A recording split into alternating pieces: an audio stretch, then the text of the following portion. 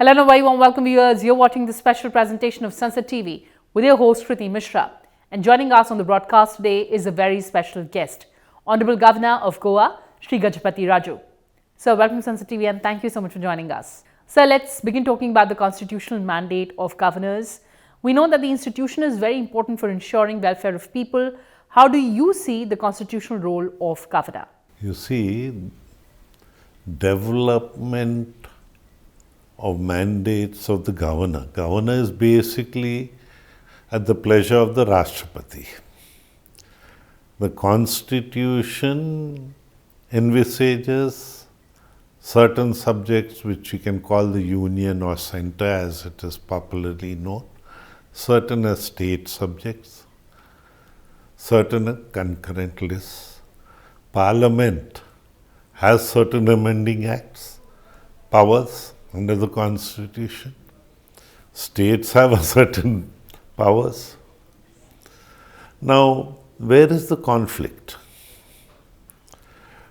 Somehow, I would look at it a little differently because Ambedkar ji at that time, the chairman of the drafting committee, had cautioned that you are going to be as good or as bad as the people who man it. And that has manifested itself quite a bit in the 77 years of our republic. In fact, certain things Government of India over the years thought it was better to have a commission, a judicial commission, Sarkariya commission on center-state relationships. And they had given a lot of recommendations. And I think Vajpayee ji as Prime Minister and during his government, they accepted most of those recommendations. But still psychologically there are hiccups. It's not as if there are no hiccups. While the Parliament is fully entitled to legislate on certain things, while certain things the state legislator is fully entitled to legislate on, the political discussions are expected to be happening in the houses. Somehow, they are straying into territory where they should not be coming. So this is one, because there will be political differences, there are political parties. So they have to take their calls on what and how to go about it. To my mind, there's no need to use a governor's office to articulate those differences. You can always have your houses are there. If a legislature does not agree with Parliament, it can pass a resolution and send it to Parliament in a democratic way. They can have their discussions. I don't see no one in any democracy can agree 100% with another person. But there's no need to tread on everybody's toes. There's no need to do that. So what are your guiding principles while discharging this very important responsibility? You see, we have to understand. You have to understand now, the Constitution says, recently there was a kind of a conflict on the governor's address in the press. But the Constitution is very clear what you're supposed to be informing the House the cause of its summons. Not the cause of another House's summons. You're not expected to do that when you try all that. And there's a difference. Now, policy Government of India in its framework has come across certain things. State government in its framework have come across certain things. Sometimes there can be a conflict Like the Government of India's education policy is a 3-language formula. Some of the states want to go in a 2-language formula. Now, there's no need to get the governor to get into all that. It doesn't make sense to me. So that way, there is a problem. And there's a lot of litigation going on of what is reasonable time. I think one cannot put time limits. Court has also agreed with it. But you are supposed to be working. You're not supposed to go into hibernation. So that's important. So we know that Prime Minister Modi has urged the governors to act as a bridge between the centre and the state. How's that vision getting translated on ground in the state of Goa? I'll look at it like this. Now, Government of India has its priorities, particularly if you look at it in the disease field. Right now, there's a push going on tuberculosis throughout the country. So, as a governor, your job would probably be to motivate the state governments, its functionaries. When Government of India and state governments have worked together, you have had results. Like we have eradicated smallpox from our country. Now, past few years, there is no polio report anywhere in our country. And polio has a lot to do with sanitation. And Government of India has pushed in sanitation. And of course, unless state governments come into sanitation and all that, is going to have an impact on everything. So, where, how, you see, you are supposed to apply your mind and work accordingly. So, the basic thing is, you work your mind and you think there are bridges that are to be functional. I would say Parliament and assemblies will build the bridges. We are a democracy. But we have to be functional on these bridges. So we can't get in roadblocks. Government of India's policy is important. State government's policies are important. And if you go into what has happened in other countries, I'm purposely taking that type of an example, and an example very old. Like there was a then called Negro who will approach the courts in the United States, enter the court as a free citizen and walked out as a slave. So, laws have been changing, constitution has been changing, humanitarian approach is changing. So, you have to think of things. People like us who have been born in the Republic of India, I was born in 1951. By that time, India was a republic, slave to none. Everybody had equal rights. But the equal rights in implementation are still to be done. And there is a role, Government of India and state governments. And in ways we are a team. Wherever anything gets delivered, it is teamwork. Talking about your experience, Honorable Governor, what has been that one defining moment in this state that is deeply etched in your mind? Goa is a nice place in the sense my family was connected with education. And somehow in certain states it had become a slippery pole. You achieve something, then you slip again, then you climb again, you slip again. This has been happening. So, at least in the evening of my life, I can say,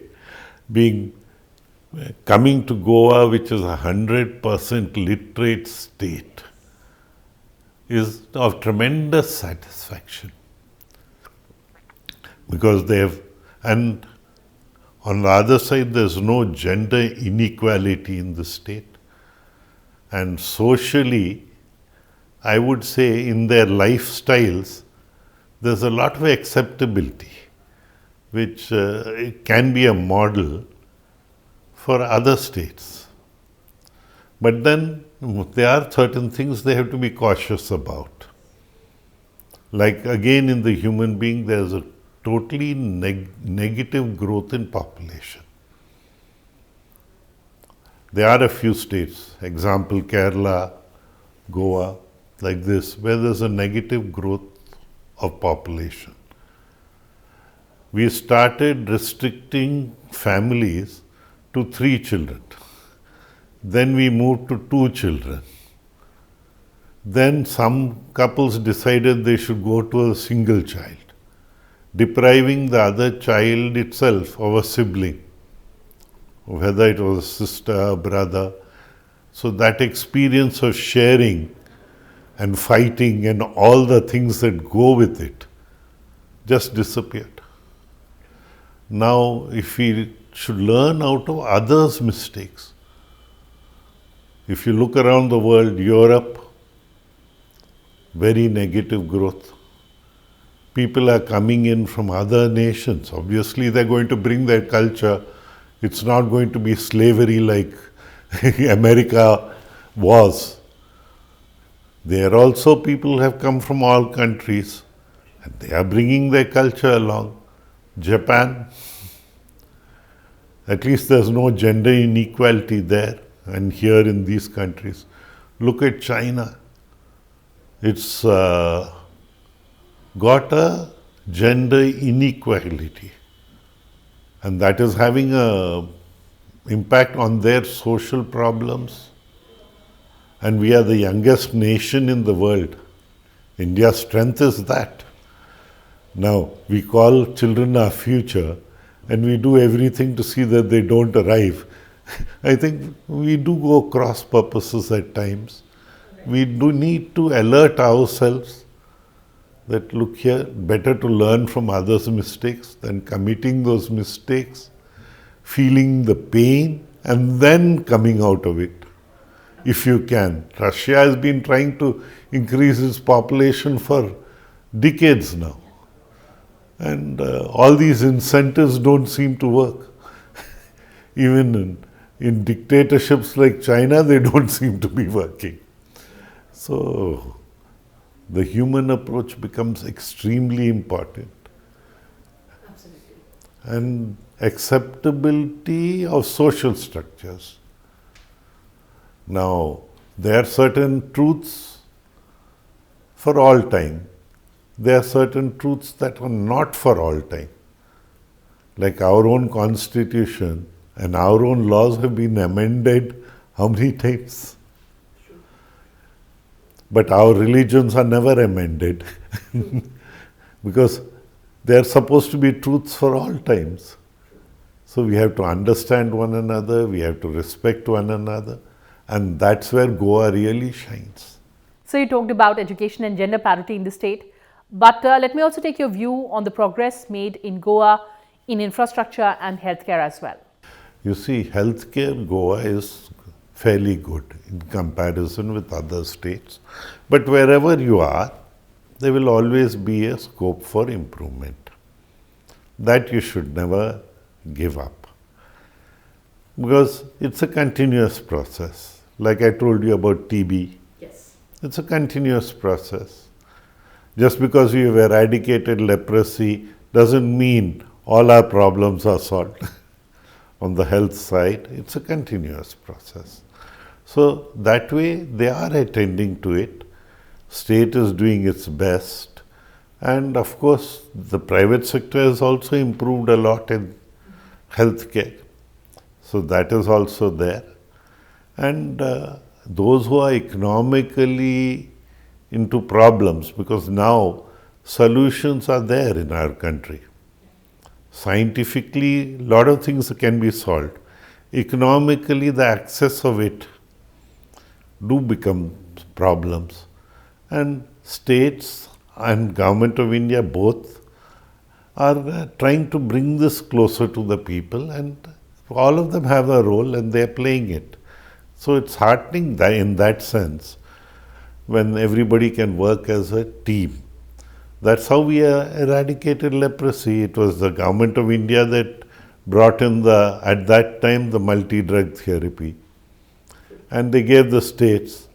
And the states also took it to the villages. They involved not only the governmental machinery, but even private voluntary organizations. And that way, our country now, leprosy stands eradicated. So that's one nice thing. Like that, there will be scope for work everywhere, and it has to be harnessed and done. And these are dynamic things. They don't stop with one thing. Absolutely. True. And scope of improvement will always be there in every field, and it needs to be harnessed. So now talking about the mainstay of the economy, we all know that tourism is the backbone of Goan economy. How do we make it more sustainable and more responsible? You see, tourism is everything to do with the human being. And always there is scope for improvement. Now, what is our low-hanging fruit there? Like what we had airports at that time, yes. Low-hanging fruit. Yes. At least low-hanging fruit can be harnessed. True. Then there has to be strategies. You see, there will be certain things, like now they are talking in Goa particularly, tourism beyond beaches. Yes. But 65% of your landmass is forests. So you can have a lot of forest-based tourism also in Goa. I don't think we have been able to harness that scope as much as it could be. So like that, there is scope everywhere. Like, it's a continuous process. Now, if you look at leisure tourism, it's one way. Now, Government of India itself has certain things that are open to public. Not many people in Goa seem to know about it. Like your Navy, Yes.